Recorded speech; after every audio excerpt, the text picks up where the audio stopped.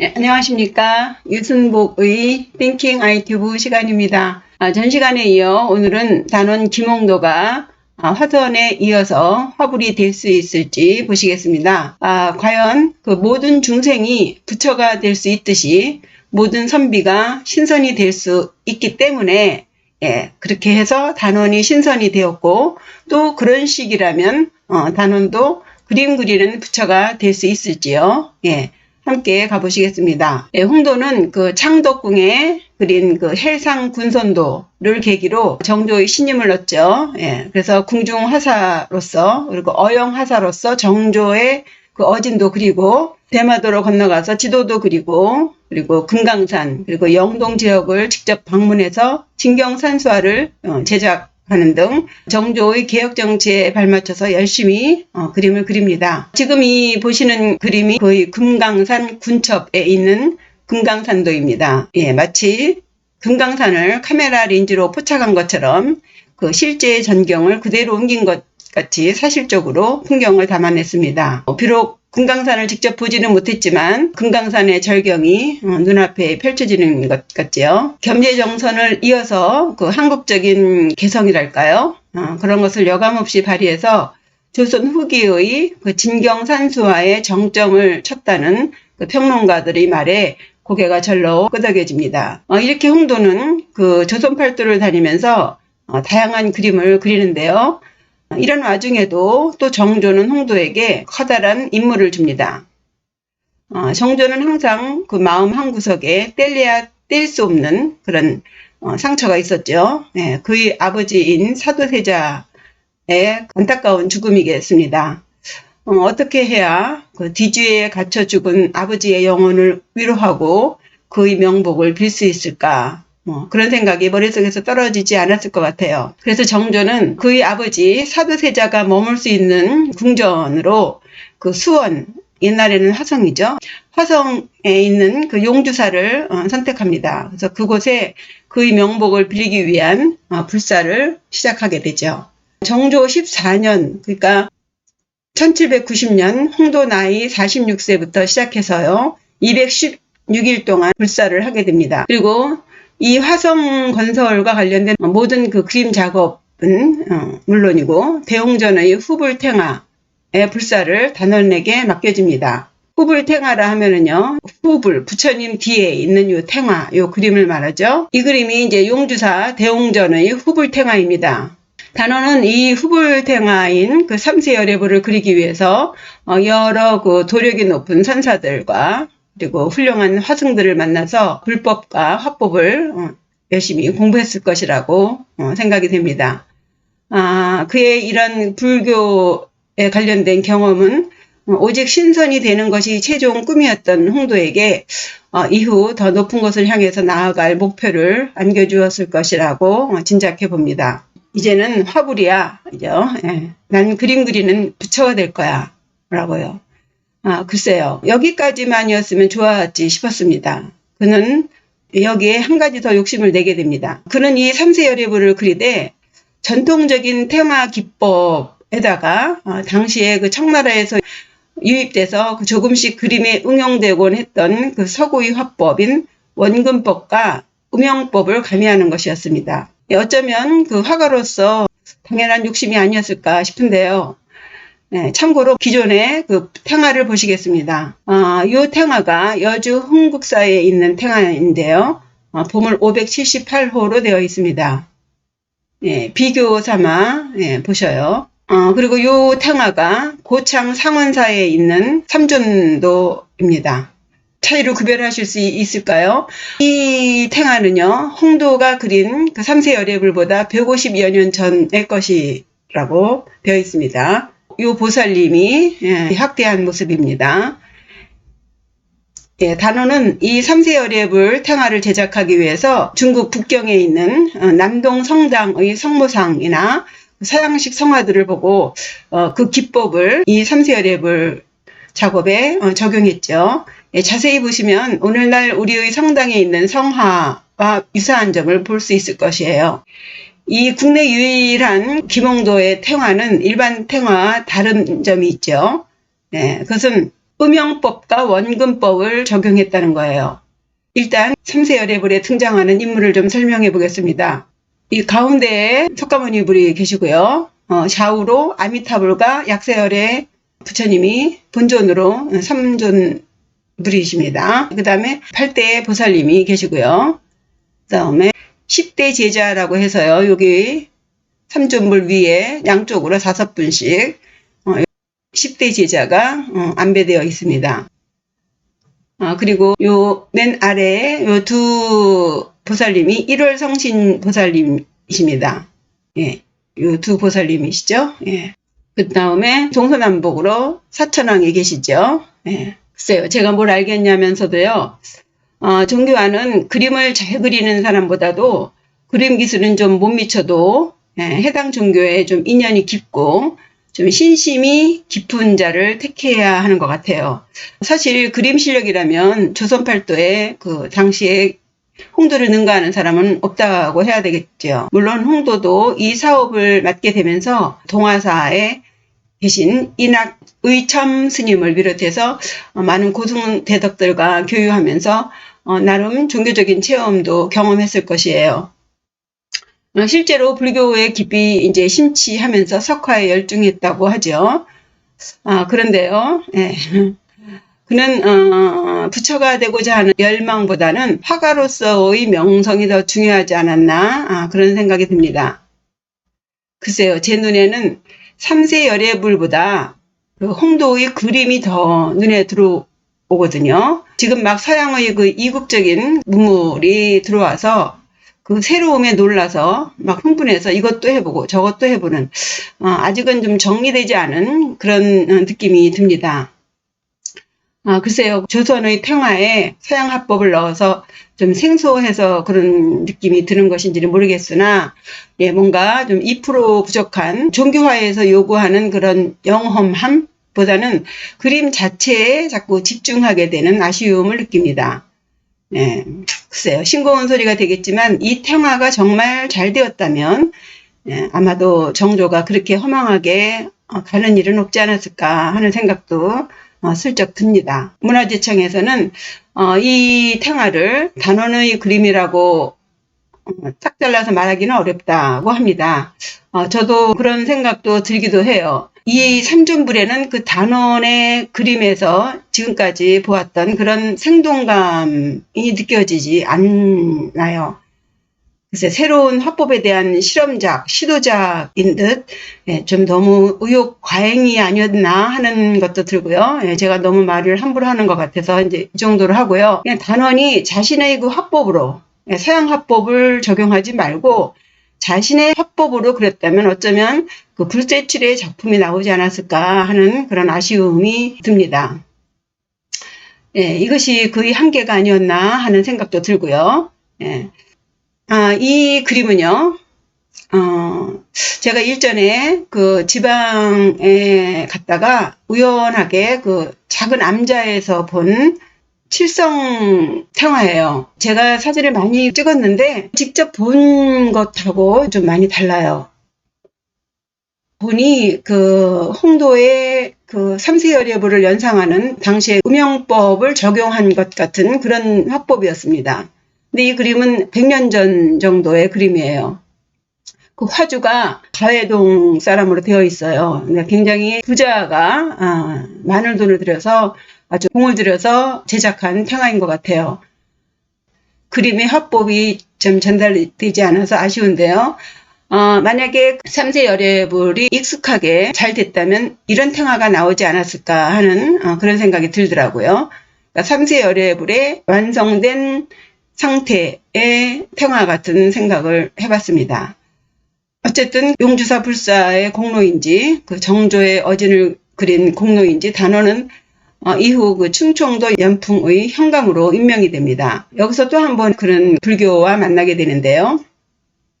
그가 다스리던 관내의 상암사터에 그 중수비의 내용에 의하면은요, 그 어느 해에 굉장히 가뭄이 들었다고 해요. 그래서 조룡산의 사만사에 기우제를 지냈는데 신통하게 비가 왔나 보죠. 뭐 기우제라는 것은 뭐 비 올 때까지 하는 거니까 비가 않을 수는 없지 않습니까? 하여튼 영험을 봤대요. 그래서 그것에 이제 신통함에 이제 놀라서 홍도가 자신의 그 돈을 시주해서 그 계급불사를 했대요.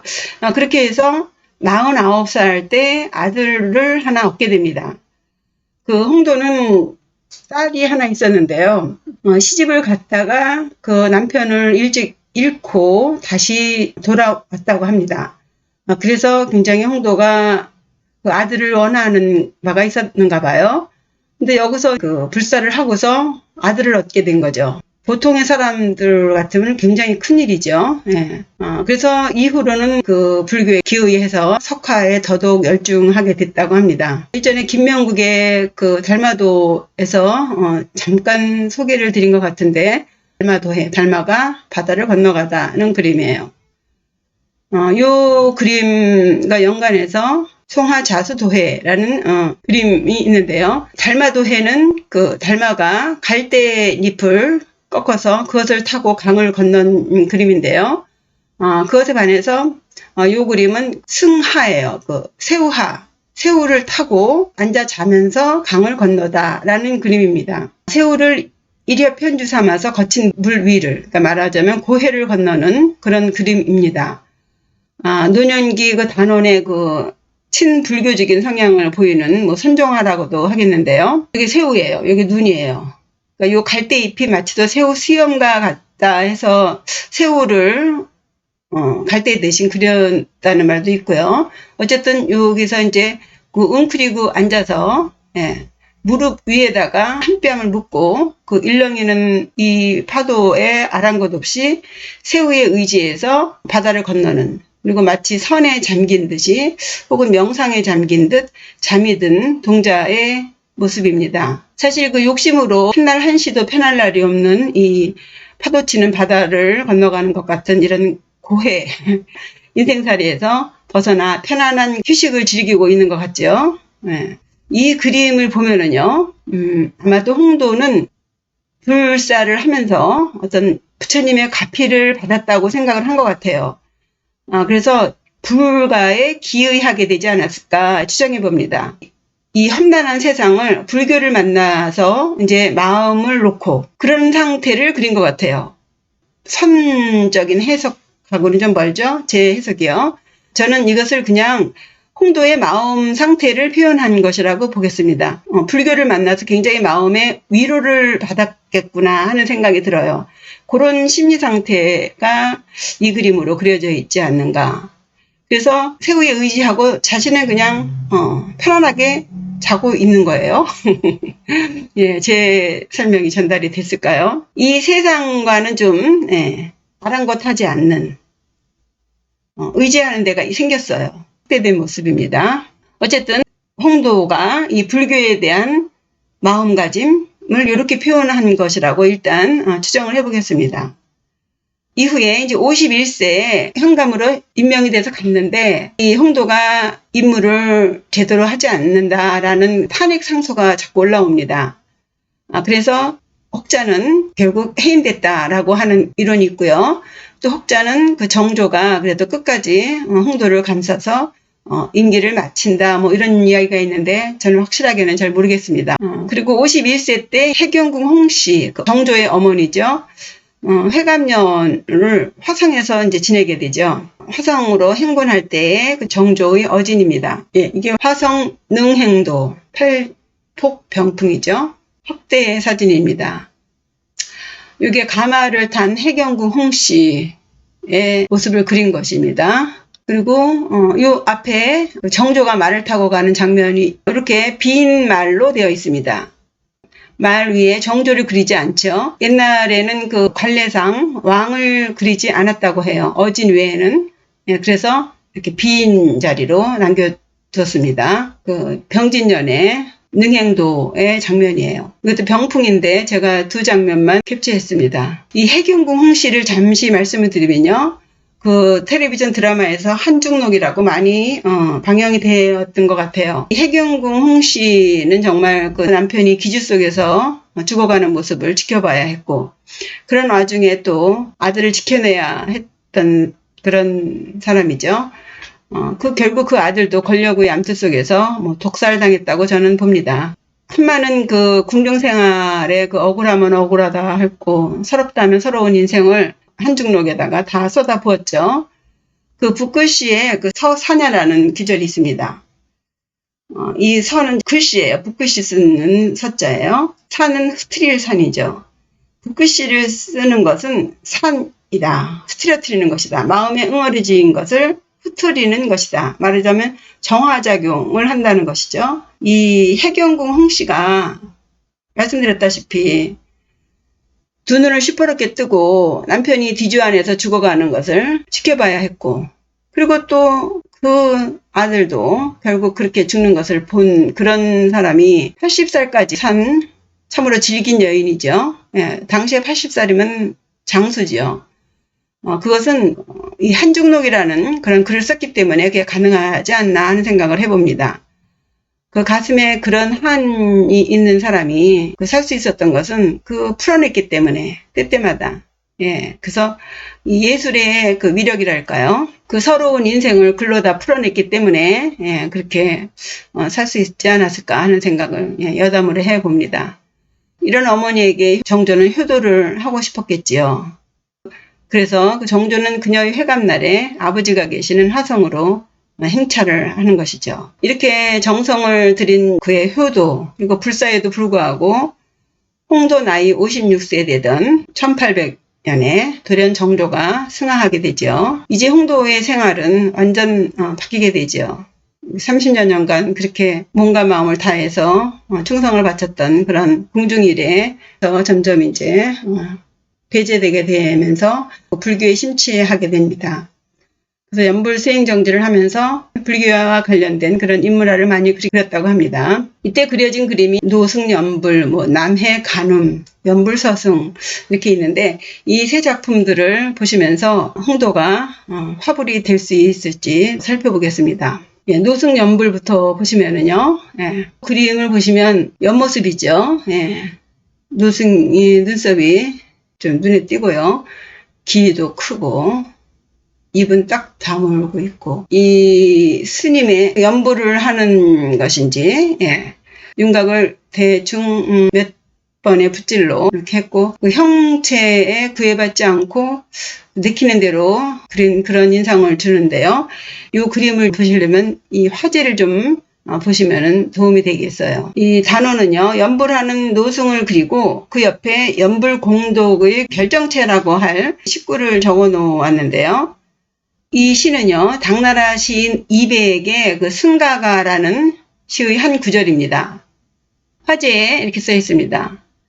구송, 항하사, 부사, 예, 단노라고 되어 있습니다. 이백이 그 한 승려와 그 나눈 대사라고 되어 있습니다. 그 사실 여부는 잘 모르겠고요. 해석을 해보면은 입으로 외운다. 항하사만큼, 연불을 외운다는 얘기죠. 항하사에 모래알 만큼 외우고, 다시 부자예요. 부활, 그러죠? 돌아올 복이 아니라 다시 다시 또 항하사에 그 모래알 만큼 외운다. 예, 이게 이제 그만큼 많이 연불을 한다는 거죠. 예. 그리고 요 앞에 이제 두인이라고 하는데 요것을 보면요. 예. 필유이심이라고 되어 있습니다. 이것을 혹자는 필유이용이라고, 근데 여기 용자가 아닙니다. 여기 심자예요. 예, 마음 심자를 이렇게 씁니다. 예, 전서로요. 이 얘기는요, 반드시 마음으로써 해야 된다는 거예요. 무엇을? 구송, 입으로 외울 때, 연불을 할 때요, 마음을 가지고서, 마음으로써 그 연불을 외워야지, 그냥 해봐야 아무 소용이 없다. 이런 의미의 두인인 것 같습니다. 단원의 전기를 보면 자신이 이 연불을 통해서 아들을 얻었다고 이렇게 한 기록이 있다고 합니다. 그는 연불 공덕에 의해서 아들도 얻고, 그리고 그 연풍의 현감도 되고, 또 기우제를 해서 또 그런 가피도 직접 체험하고 이런저런 일로 굉장히 불교에 매달리게 되는데요. 예, 그의 그림을 이렇게 보시면 어떨지요. 홍도는 그림을 그릴 때 자신의 그 감정을 이입시키는 것을 매우 중시하는 것 같습니다. 글쎄요. 홍도가 의도했든 의도 안 했든 제 눈에 이 노 스님은 불법을 상징하고요. 동자는 불법을 대하는 홍도의 마음 상태로 보입니다. 다시 그림을 보시면요. 이 스님과 동자는 따로 돌고 있지요. 스님은 왼쪽을 향해서 합장 연부를 하시는데 동자는 스님의 등을 지고 전혀 아랑곳 없이 생뚱맞은 표정으로 다른 곳을 보고 있습니다. 그림의 화제에는 항아사 모래알 만큼 연부를 하되 진실된 마음으로 하지 않으면 안 된다고 했는데요. 스님의 모습은 옆모습으로 그려놓고 동자의 얼굴 모습이 오히려 정면입니다. 이제 겨우 불교를 슬쩍 들여다보고 있는 것 같지만 아직 마음이 진실되지는 않는 것 같아요. 다행히 이 동자는 그 스님의 주장자를 꽉 잡고 있습니다만 아직은 연불보다 제밥이라는 옛말이 생각납니다. 물론 그 승하 자수도해에서 세우의 의지에서 편안히 고해를 건너는 그런 단계는 지났지만 육아인인 홍도가 불가에 좀 더 가까이 가려면 많은 시간이 걸릴 것 같지요. 네. 요 다음 그림으로 선택한 것이 남해 관음입니다. 관음보살님에 대해서는 천수경 강의에서 소개를 했으니까 요 관세음보살님을 참고하시면 되겠고요. 이 관음이라는 뜻은 소리에 귀 기울이는 자, 기도 소리를 듣는 자, 이런 표현이 딱 좋은 것 같아요. 그 중생의 그 괴로움을 살피면서 그들의 기도를 들어주는 대자대비하신 보살로 알려져 있죠. 그림을 자세히 보시면은요, 그 파도치는 바다 위에 관세음보살님이 왼쪽을 바라다보고 있고요. 그 뒤에 이제 쌍개머리를 한 어린아이 같은 동자가 이렇게 숨어 있는 것처럼 있죠. 예. 김홍도는 이 관음보살과 선제동자를 어머니와 어린 아들처럼 그렸어요. 기존의 그 수월 관음도에서의 그 이 선제동자는 도를 구하는 듯이 그 무릎을 꿇고 앉아 있죠. 선제동자는 화엄경 입법 개품에 나오는 거기에 등장하는 구도자입니다. 53명의 선지식을 찾아다니면서 도를 구하다가 끝으로 이제 보현보살님을 만나서 그에게서 그 10대 원, 10가지의 큰 원을 듣는 그런 공덕을 입습니다. 그 공덕으로 아미타불의 국토에 왕생해서 법계에 들어가는 큰 그 원을 이루었다고 기록되어 있습니다. 수월 관음도에서처럼 도를 구하는 구도자와 관음보살님과의 관계하고는 또 다르죠. 관세음보살님의 옷의 주름을 아주 풍성하고 부드럽게 표현했죠. 화렵기보다는 풍성하게 여겨서 관세음보살님의 그 원만함, 무해한 미용을 표현한 것 같고요. 이런 표현이 행운 유수묘라고 합니다. 행운, 떠가는 구름, 흘러가는 물처럼 이렇게 그리는 것이죠. 그리고 수파묘라고 해서 물의 파도를 그리는 수법으로 이 그림을 그렸어요. 그래서 마치 옷의 선이 파도와 하나가 돼서 마치 그 남해 바다의 파도가 위로 솟아올라서 관음보살의 옷이 되고 그리고 또 머리카락이 된 것 같은 이 홍은 타골이라고 해서요. 이 홍은 화토불 홍자입니다.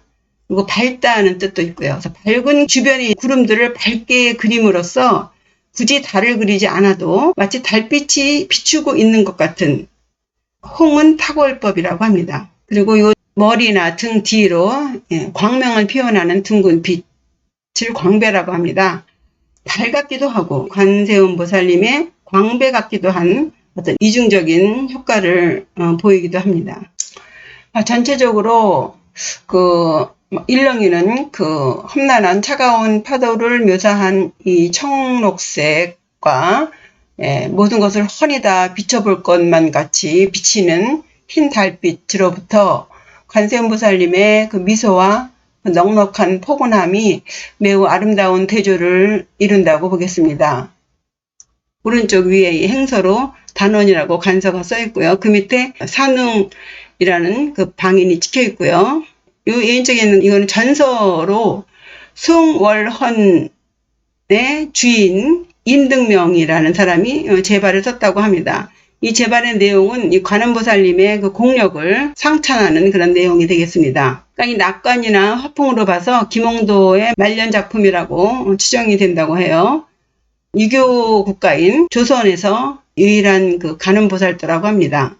세부적인 그림에 관한 얘기는 그렇다 치고요. 제가 드리고 싶은 말씀은 이 관음보살님이 선제동자 앞에서 이 험난한 파도로부터 이렇게 서 있는 모습입니다. 아까 말씀드렸다시피 도를 구하는 선제동자에게 도를 전수하는 그런 그림이 아니고 모든 그 고난을 다 막아주겠다는 듯이 서 있는 관세음보살님과 이 뒤에 숨어 있는 것 같은 선제동자. 이 선제동자가 저는 홍도라는 것이죠. 예, 아마도 홍도는 그 어머니의 치마폭에 자신의 몸을 감추는 어린아이처럼 정조 승하 이후에 그 격변하는 정세로부터 새로운 세력들로부터 그 관세음보살님의 보호를 받고 싶지 않았을까 싶습니다. 여기 그 정병, 이 동자가 들고 있는 정병에 꽂혀 있는 이 버들가지는 생명을 상징하는 것이거든요. 그러니까 아마도 홍도가 이 남의 관음을 그렸을 때에는 신변의 위협을 느낄 수도 있었겠다는 생각도 듭니다. 홍도는요, 잠에서는 깨어났으나 딴청을 부리지는 않으나 여전히 관세음보살님 뒤에 숨어 있는 그런 상태라고 봅니다. 이 그림은요, 요 나라 때 거다 혹은 진나라 때 거다라고 되어 있는데 미국의 그 넬슨 애킨스 미술관에 소장되어 있는 스월 관음도입니다. 제가 자료를 조사하다가 너무 좋아서 소개해 드리는 거예요. 정말 이 관세음보살님이 모든 걸 다 갖췄어요. 자애로움, 엄함, 무슨 말을 해야 될까요? 하여튼 최종적으로 거기에다가 섹시함까지 네, 완벽한 그렇습니다. 끝으로 이제 연불서승이 있습니다. 노승이 연불로 도를 이루어서 승천하는 그런 장면을 그렸습니다. 피안의 땅으로 서쪽으로 10만억의 국토를 지나해서 있다고 하는 극락으로 아미타불이 계신 그런 서방 정토로 가고 있는 그런 장면을 그렸어요. 그래서 이 그림을 가지고 이제 승천하는 홍도의 자화상이다, 이런 식으로 평가하는 분도 계셔요. 그런데 이 연불로서 승천하는 이야기가 신라의 그 고승인 광덕의 그 원왕생가, 왕생하고자 하는 그런 노래서부터 많은 이야기들이 있는데요. 한 가지 소개해드리고 싶은 것은 이제 삼국유사에 있는 내용인데요. 옥면비 연불서승이라는 그런 게 있어요.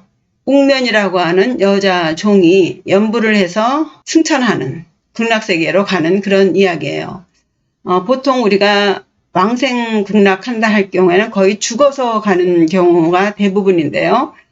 이 옥면이라고 하는 여종은 살아서 연불하던 중에 승천한 그런 내용입니다. 옥면이 종이었는데 그 집 주인이 이제 때때마다 절에를 가서 이제 불사를 하게 되는데 그때마다 쫓아가서는 종도 연불을 하는 거예요.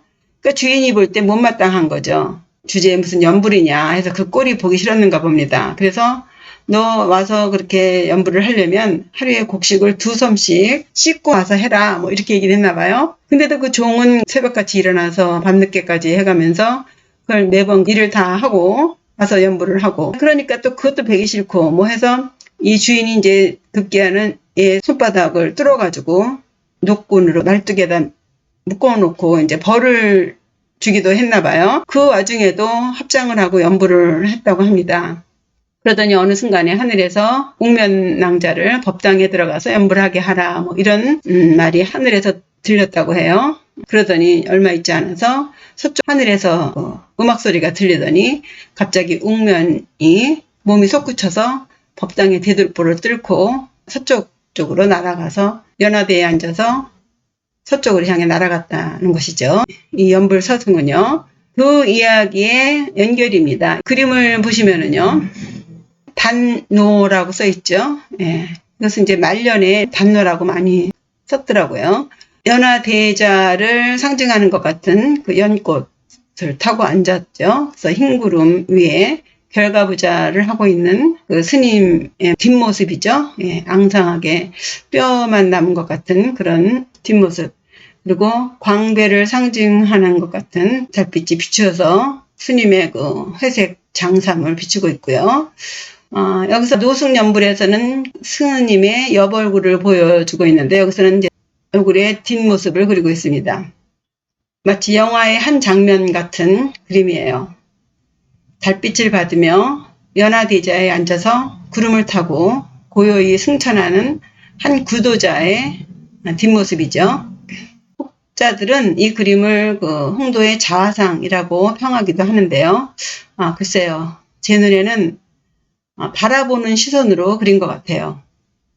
홍도의 염원이자 우리 모두의 염원을 한 고승대덕을 빌어서 담아낸 것이 아닌가 라고 생각을 합니다. 결론적으로 말하면 일련의 그림으로 자신이 그 불교에 기의해서 그 불교를 알아가면서 자신의 그 수행의 단계를 그림으로 다 보여주고 있는 것 같습니다.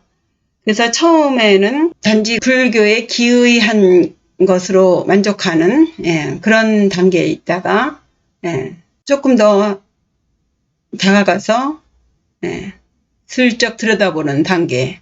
그러나 여전히 정면으로 바라보지 못하는, 그러다가 어느 순간에 자신의 부족함을 인정하지 않았나 하는 생각을 합니다.